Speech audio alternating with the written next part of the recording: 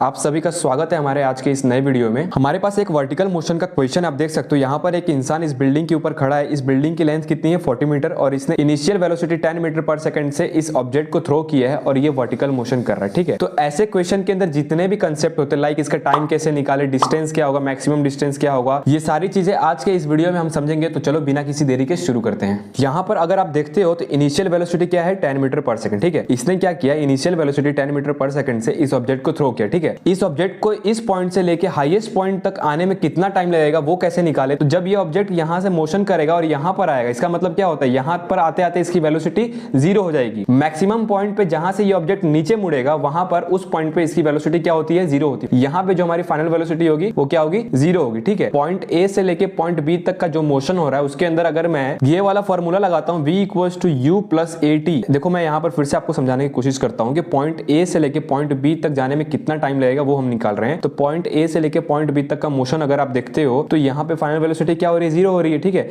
Initial velocity given है, v = u + at का formula लगा के मैं यहाँ पे टाइम निकाल सकता हूँ। ठीक है, एक्सेलरेशन क्या होगा मैंने आपको ऑलरेडी बता दिया है कि एक्सेलरेशन की वैल्यू क्या होती है -g। तो फॉर्मूला क्या बनेगा, v = u - gt। ठीक है, पॉइंट बी तक का ऑब्जेक्ट आ रहा है और वहां तक का टाइम निकालना है, तो पॉइंट बी पे फाइनल वेलोसिटी क्या हो रही है, 0 हो रही है। ठीक है, तो मैं क्या कर सकता हूँ, इसको 0 कर सकता हूँ। ठीक है, इनिशियल वेलोसिटी गिवन है। इनिशियल वेलोसिटी की वैल्यू रखने से पहले सबसे पहले आप इनिशियल वेलोसिटी का डायरेक्शन देखोगे। मैंने आपको ऑलरेडी पिछले वीडियो में बता रखा है, अगर इनिशियल वेलोसिटी का डायरेक्शन अपवर्ड है तो क्या होगा, पॉजिटिव। अगर इनिशियल वेलोसिटी का डायरेक्शन क्या है, डाउनवर्ड है, तो क्या होगा, नेगेटिव होगा। तो हमेशा यहाँ पे वैल्यू रखने से पहले साइन कन्वेंशन देखोगे आप। ठीक है, तो यहाँ पे इनिशियल वेलोसिटी क्या है, ऊपर के डायरेक्शन में, तो क्या होगा, पॉजिटिव होगा, मतलब 10 लिख दूं, -g क्या होता है 10। हमारे पास जो इक्वेशन आएगी वो क्या आएगी, 10 = 10t। ठीक है, और t की वैल्यू क्या हो जाएगी, 10 / 10 which is equal to 1 second. Point A से लेके पॉइंट बी तक जाने में ऑब्जेक्ट को टाइम लग रहा है 1 सेकंड, मतलब यहां से यहां तक जाने में टाइम क्या लग रहा है, यहाँ पे लिख दूं 1 सेकंड का टाइम लग रहा है इस ऑब्जेक्ट को यहां से यहां आने में। ठीक है, अब मुझे निकालना है कि यहां से यहां जाने में इसने कितना डिस्टेंस, मान लो h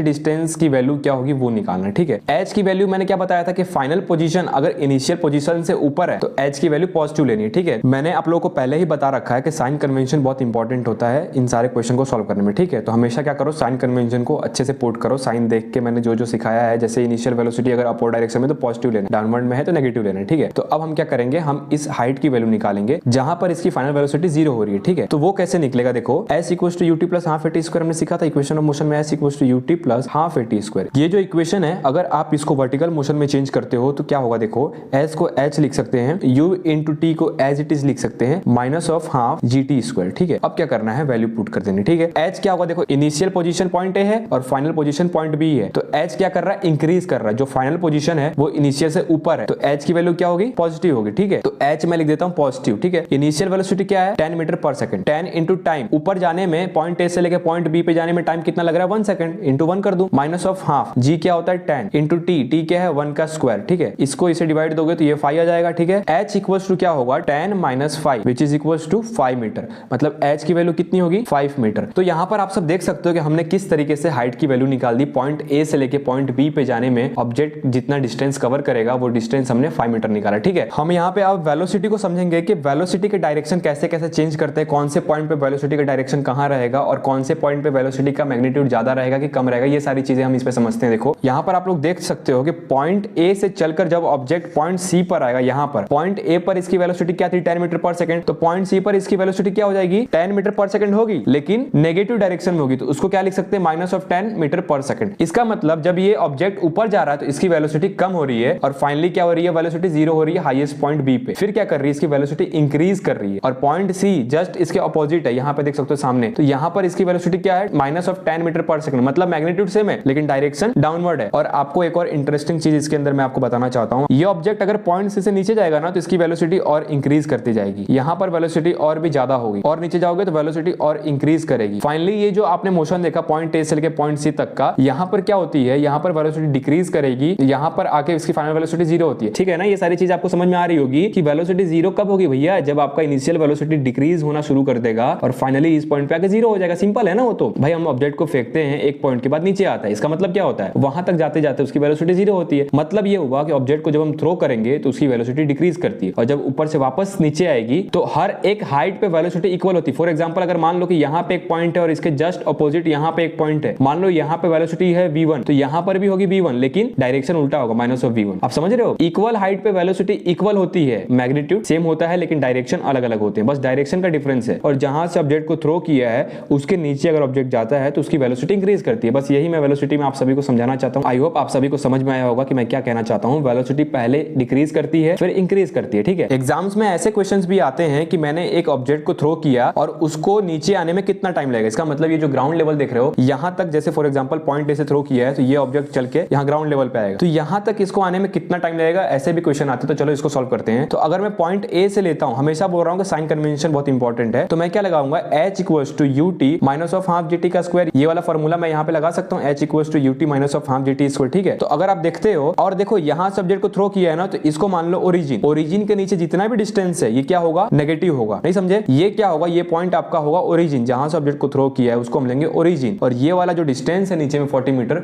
ये क्या होगा, नेगेटिव डिस्टेंस होगा। तो इसको मैं क्या लिख सकता हूं, देखो माइनस ऑफ 40 लिख सकता हूं। इनिशियल वेलोसिटी का डायरेक्शन कहां है, ऊपर है, तो इनिशियल वेलोसिटी का डायरेक्शन जब ऊपर होता है तो साइन कन्वेंशन में मैंने क्या सिखाया था कि जब ऊपर होगा तो वैल्यू क्या होगी, पॉजिटिव। 10 मीटर पर सेकंड है, ठीक है, इंटू टी, ठीक है, माइनस ऑफ हाफ जी क्या है 10 इंटू टी का स्क्वायर, ठीक है। इससे ये डिवाइड हो जाएगा तो क्या हो जाएगा 5, ठीक है। इसको मैं लिख सकता हूं minus of 40 10 T minus 5 T का स्क्वायर। आरएचएस को मैं क्या करूंगा, एलएचएस में शिफ्ट कर रहा हूं, तो क्या हो सकता है, देखो 5 T square minus of 20 T minus of 40 equals to 0। अब मैं क्या करूंगा कि 5 से डिवाइड कर दूंगा एलएचएस में भी और आरएचएस में भी, ठीक है। 5 से डिवाइड दोगे क्या हो जाएगा, ये 1 हो गया। इसको 5 से डिवाइड दोगे तो ये क्या हो जाएगा 4, और इससे डिवाइड दोगे तो क्या हो जाएगा 8। तो क्या लिख सकते हैं, देखो T square minus of 4t minus of 8 equals to 0। T की वैल्यू हो सकता है 2 आ जाए, एक पॉजिटिव आ जाए और एक नेगेटिव आ जाए। यहाँ पे जो हमारे पास टी का पॉजिटिव वैल्यू आएगा वो होगा हमारा आंसर। बहुत सारे स्टूडेंट को डाउट आता है कि भाई यहाँ से जब हमने फॉर्मूला लगाया तो हमारे पास टाइम मान लो 4 सेकंड आ गया, ठीक है। तो यहाँ से यहाँ जाने में 1 सेकंड लग रहा है, इसका मतलब यहाँ से यहाँ आने में भी 1 सेकंड लगेगा, मतलब 2 सेकंड तो यही लग रहा है और फिर 2 सेकंड यहाँ से लग रहा है। अगर आप चाहते हो कि इस पॉइंट से लेके इस पॉइंट तक का आने का अगर मैं टाइम निकालूं तो वो कैसे निकालना है, देखो अगर वो निकालना चाहते हो ना तो साइन कन्वेंशन आपको समझना है, वो बहुत इंपॉर्टेंट है। जैसे हमने अभी क्या किया, हमने क्या किया, पॉइंट ए से लेके ये ग्राउंड लेवल तक जहां तक आ रहा था वहां तक का टाइम निकाला, ठीक है। अब क्या करना है, अब पॉइंट सी से लेके ग्राउंड लेवल का टाइम निकालना है। तो सिंपल क्या करोगे, देखो यहां पर अगर आप देखते हो पॉइंट सी से लेके जब ये ग्राउंड लेवल पे जाएगा तो इसका फाइनल पोजीशन इनिशियल पोजीशन से नीचे है, तो साइन कन्वेंशन में जब फाइनल पोजीशन इनिशियल पोजीशन से नीचे होता है तो वहां पर हम लोग एच की वैल्यू क्या करते हैं, नेगेटिव लेते हैं। तो क्या लिख सकता हूं, माइनस ऑफ 40 लिख सकता हूं यहाँ पे, ठीक है, लिख दिया माइनस ऑफ 40। अब यू क्या होगा, यू का डायरेक्शन देखो नीचे है तो माइनस ऑफ 10 टी होगा। इस पॉइंट में और इस पॉइंट में यही डिफरेंस है कि यहाँ पे जो वेलोसिटी होगा वो खाली नेगेटिव हो जाएगा, बाकी सब कुछ सेम है। तो माइनस ऑफ हाफ जी क्या होता है 10 होता है इंटू टी का स्क्वायर। यहाँ पर टी की वैल्यू 2 आएगी, एक पॉजिटिव आ सकती है एक नेगेटिव आ सकती है, तो पॉजिटिव वैल्यू क्या होगी वो हमारा आंसर होगा। तो आई होप आपको ये इक्वेशंस यूज करने आ गए होंगे वर्टिकल मोशन में। अगर आपको टाइम निकालना है या फिर हाइट निकालना है कि कहां पर जाके कौन से हाइट पे उसकी वेलोसिटी 0 होती है, पॉइंट बी पे मैक्सिमम हाइट निकालना है, यहां से यहां तक का हाइट चाहिए, ये निकाल कर इसके साथ ऐड कर दोगे तो मैक्सिमम हाइट आ जाएगा, ठीक है। तो इस तरीके से हर पॉइंट पे वेलोसिटी निकालना भी सिखा दिया आपको। हम अब देखेंगे इससे रिलेटेड ग्राफ, यहां से जब इसने ऑब्जेक्ट को थ्रो किया तो इसका जो मोशन हुआ इससे रिलेटेड ग्राफ्स देखेंगे कि स्पीड और टाइम का ग्राफ क्या होगा, डिस्टेंस और टाइम का ग्राफ क्या होगा, डिस्प्लेसमेंट और टाइम का ग्राफ क्या होगा। इन सारे ग्राफ्स को समझने के लिए हमारे पास एक एग्जांपल है। फॉर एग्जांपल देख सकते हो कि यहां पर एक बॉल को इनिशियल वेलोसिटी 20 मीटर पर सेकंड से थ्रो किया है, तो पॉइंट ए से लेके इसका मैक्सिमम पॉइंट क्या है, पॉइंट बी। यहां से क्या हो रहा है, यहां पे इसकी फाइनल वेलोसिटी 0 होती है। क्यों 0 होती है, इसीलिए तो रिटर्न होता है, यहां से वापस डाउनवर्ड मोशन करता है। तो पॉइंट ए से लेके पॉइंट बी पे जाता है ऑब्जेक्ट, फिर पॉइंट बी से लेके पॉइंट सी पे आता है। तो इस दौरान जो इसके ग्राफ्स बनेंगे, वेलोसिटी टाइम के ग्राफ या फिर स्पीड टाइम के ग्राफ, ये सारे ग्राफ्स हम स्टडी करेंगे। और अगर ये ग्राफ आप अच्छे से स्टडी करते हो तो क्वेश्चन सॉल्व करना काफी आसान हो जाता है, ठीक है। तो यहां पर अगर आप देखते हो सबसे पहले वेलोसिटी और टाइम ग्राफ, तो ये ऑब्जेक्ट 20 मीटर पर सेकंड से इनिशियली वेलोसिटी, देखो यहां पे वेलोसिटी क्या है 20 मीटर पर सेकंड से इसने थ्रो किया है, तो मैक्सिमम वेलोसिटी तो यहीं पे होगी ना इसकी, आप समझ रहे हो। इसने 20 मीटर पर सेकंड से थ्रो किया, अभी मैंने थोड़ी देर पहले बताया था कि ऊपर जाता है तो वेलोसिटी डिक्रीज होता है। तो ये वेलोसिटी का ग्राफ क्या है, वाई एक्सिस पे, ये डिक्रीज कर रहा है। वाई एक्सिस देखो, वाई एक्सिस से नीचे जा रहा है तो वेलोसिटी क्या हो रहा है, डिक्रीज हो रहा है। अगर ऊपर जाता तो इंक्रीज होता है, लेकिन वाई एक्सिस के अलोंग अगर इधर जा रहा है तो वेलोसिटी क्या होता है, डिक्रीज होता है। तो वेलोसिटी को डिक्रीज करना है, इसका मतलब वाई एक्सिस से नीचे जाना पड़ेगा। तो देखो ये ग्राफ नीचे जा रहा है, ठीक है। और ये देख सकते हो आप मैक्सिमम वेलोसिटी क्या है 20 मीटर पर सेकंड, ठीक है। 20 मीटर पर सेकंड हमने यहाँ पर मार्क कर दिया और जस्ट उसके 1 सेकंड बाद क्या हो रहा है, उसकी वेलोसिटी चेंज होकर 10 मीटर पर सेकंड हो रही है। मतलब कहीं यहाँ पर 1 सेकंड के बाद मान लो यहाँ पर इसकी वेलोसिटी क्या हो रही है, 10 मीटर पर सेकंड हो जा रही है बीच में, ठीक है। मतलब अभी भी ऊपर जा रही है, ये क्या है, पॉजिटिव डायरेक्शन है। अभी भी क्या है, वेलोसिटी ऊपर जा रही है, ऊपर जा रही है। दैट मींस व्हाट, डिक्रीज तो हो रही है लेकिन वेलोसिटी पॉजिटिव है। t इक्वल्स टू 2 सेकंड पे इसकी वेलोसिटी y एक्सिस देखो 0 हो गया, यहाँ पे y एक्सिस क्या हो गया, 0 हो गया। मतलब t इक्वल्स टू 2 सेकंड पे इसकी वेलोसिटी क्या हो रही है, 0 हो रही है। आप देख सकते हो यहाँ पे इसको आने में टाइम लग रहा है 2 सेकंड का, जहां पर इसकी फाइनल वेलोसिटी 0 हो रही है। अब पॉइंट बी से क्या कर रही है, वेलोसिटी नेगेटिव जा रही है। यहाँ पर सब कुछ ग्राफ का खेल है, अगर आप ग्राफ को समझते हो तो काफी आसानी होती है क्वेश्चन को डील करना, ठीक है। यहाँ पर 2 सेकंड के बाद आप देख सकते हो इसकी वेलोसिटी डिक्रीज कर रही है, 2 सेकंड के बाद इसकी वेलोसिटी डिक्रीज कर रही है। ये हमें कैसे पता चला, y एक्सिस पे अगर आप वैल्यू देखते हो इस पॉइंट पे, देखो 3 सेकंड हुआ यहाँ पे, इसकी वैल्यू देखो y एक्सिस पे, तो क्या आ रही है, नेगेटिव वैल्यू आ रही है। नेगेटिव वेलोसिटी का मतलब क्या होता है, डाउनवर्ड डायरेक्शन, मतलब उसका नेगेटिव डायरेक्शन में मोशन हो रहा है, ठीक है। मतलब यहाँ पे कुछ इसके जस्ट सामने देखो, यहाँ पे -10 मीटर पर सेकंड होगी इसकी वैल्यू। अगर मान लो इस पॉइंट पे टाइम इक्वल्स टू 3 सेकंड हो रहा है, तो वेलोसिटी क्या हो जाएगी, -10 मीटर पर सेकंड। इसका मतलब ये पॉइंट के सामने वाले पॉइंट पे वेलोसिटी की मैग्नीट्यूड तो सेम होगी, लेकिन मोशन खाली अपोजिट होगा। देखो -10 मीटर सेकंड, सिर्फ और सिर्फ डायरेक्शन चेंज हुआ, मैग्नीट्यूड चेंज नहीं हुआ, ठीक है। वैसे ही पॉइंट सी पर आओगे, इसकी वेलोसिटी क्या होगी, -20 मीटर पर सेकंड। यहाँ पे क्या थी, +20 मीटर पर सेकंड, यहाँ पे क्या होगी, -20 मीटर पर सेकंड। तो इस चीज को भी देखो यहाँ पर ग्राफ पे, जब टाइम इक्वल्स टू 4 सेकंड हो गया तो वेलोसिटी क्या होगी, देखो यहाँ पे वेलोसिटी की वैल्यू क्या होगी, -20 मीटर पर सेकंड। तो इस तरीके से वेलोसिटी और टाइम का ग्राफ बनता है। यहाँ पर अगर आप देखते हो तो मैक्सिमम वेलोसिटी क्या होती है, जिस वेलोसिटी से हम ऑब्जेक्ट को थ्रो करेंगे वो हमारे पास मैक्सिमम वेलोसिटी होती है। वेलोसिटी और टाइम ग्राफ का यूनिफॉर्म ग्राफ बनता है, देख सकते हो आप। इसकी मैक्सिमम वेलोसिटी क्या होती है, जिस ऑब्जेक्ट को हमने इनिशियल वेलोसिटी से थ्रो किया है वो हमारे पास मैक्सिमम वेलोसिटी होती है। आई होप आपको ये समझ में आया होगा कि वेलोसिटी टाइम ग्राफ कैसे बनता है। यहाँ पर अगर आप देखते हो वेलोसिटी और टाइम ग्राफ का जो एरिया होता है वो क्या देता है, डिस्प्लेसमेंट दे देगा। मतलब ये ऑब्जेक्ट कहां तक ट्रेवल किया है, मतलब कहां पर स्टैंड कर रहा है, उसकी पोजीशन क्या होती है, वो ये वाले ग्राफ का एरिया दे देगा, ठीक है। फॉर एग्जांपल मान लो इसका एरिया निकालता हूं, हाफ इंटू